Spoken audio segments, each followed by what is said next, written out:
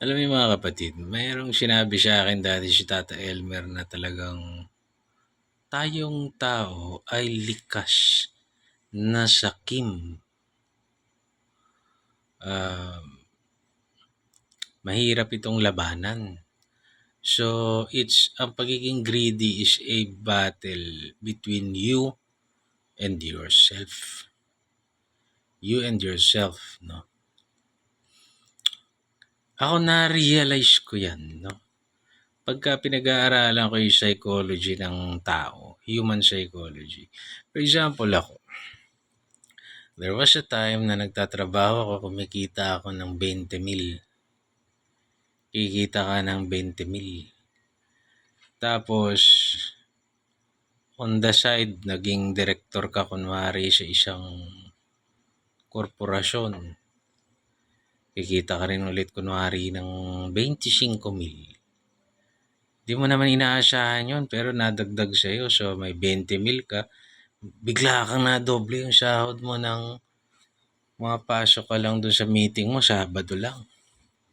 So, yung dating kinikita mong 20,000, nadagdagan ng 25,000, 45,000 na yung pera mo. So, parang ayaw mo nang bumalik, ayaw mo nang bitawan yung bagay na nagdaragdag sa'yo ng pera mo.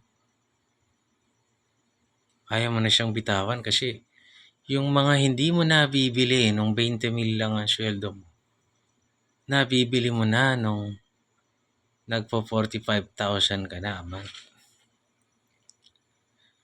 Kumita pa kunwari yung vlog mo ng mga 20,000 kada buwan. So, magkano na yan? You have 65,000. You have 65,000. So, gusto mo yung vlog mo, kumita pa siya, mag-increase siya ng, ang iniisip mo nun, ano pa kayang content ang pwedeng gawin ko para yung 20,000 ko a month maging 40,000. Tapos, nagtatanong ka na sa sarili mo na, saan pa kaya ako pwedeng maging direktor? Sino pa kayang tatanggap sa aking direktor? Ganon na mindset mo.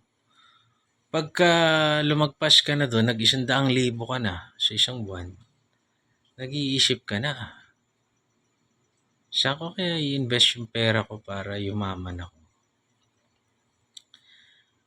Ngayon, siguro you can argue na yung kwento ko, legal yun. Legal. Wala namang masama doon sa ginagawa.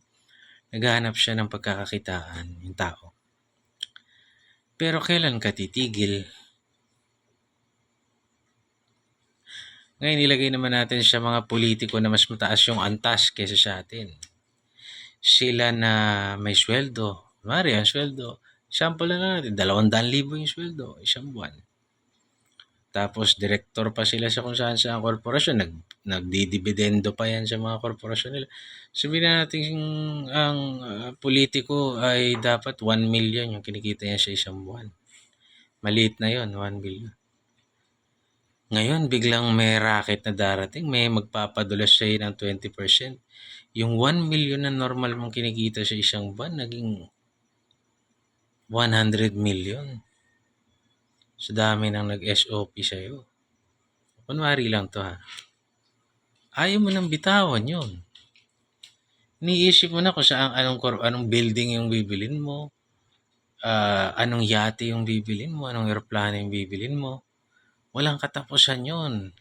Pag nakuha mo na yung pinakamataas na antas ng aeroplano, putang ina, daragdagan mo yun ngayon.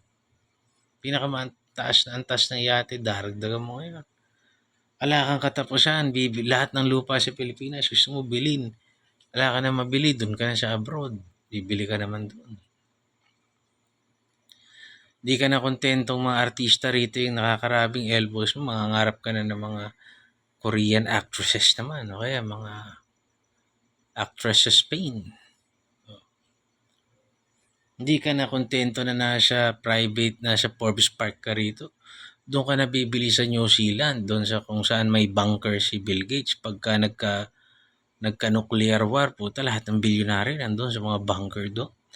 With all their amenities and resources. So yung the greed never stops. Kasi they cannot Unang-una, hindi sila naniniwala sa Diyos. Hindi sila naniniwala na lahat ng bagay na yan, isang pitik kayang kunin ng Diyos, bawiin. Pangalawa, kaya sobrang greedy nila kasi wala silang kumpiyansa sa sarili nila. So magnanakaw. Chance, gina-justify nila yung chance ng pagnanakaw nila na tangina kung ibang tao yung nakaupo rito, ganito rin yung gagawin, yung sinundan ko, ganito rin, yung tatay ko, ganito rin, yung ganon ang utak. Hindi nila naiintindihan na may sumpa yan. May sumpa, walang pupuntahan eh. It doesn't matter eh. Kasi alam nyo, kung ang search mo happiness,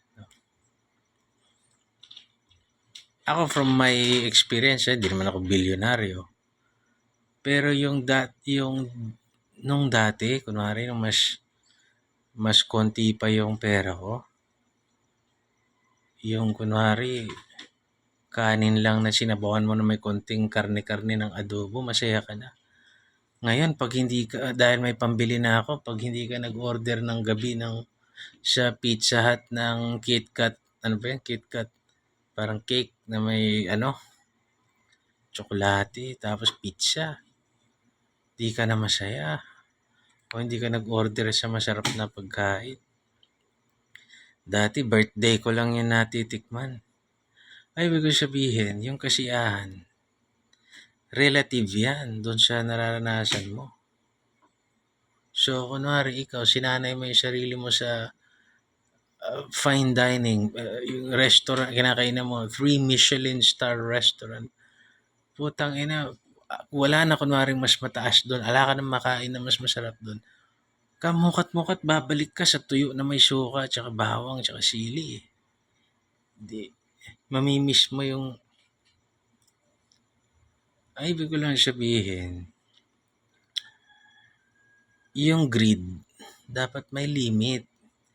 Yung pagsisikap ang pwedeng walang limit.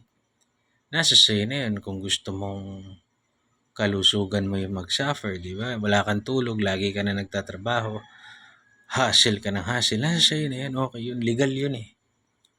Pero yung nagnanakaw ka nang wala kang limit, di mo pa nilimitahan, di ba?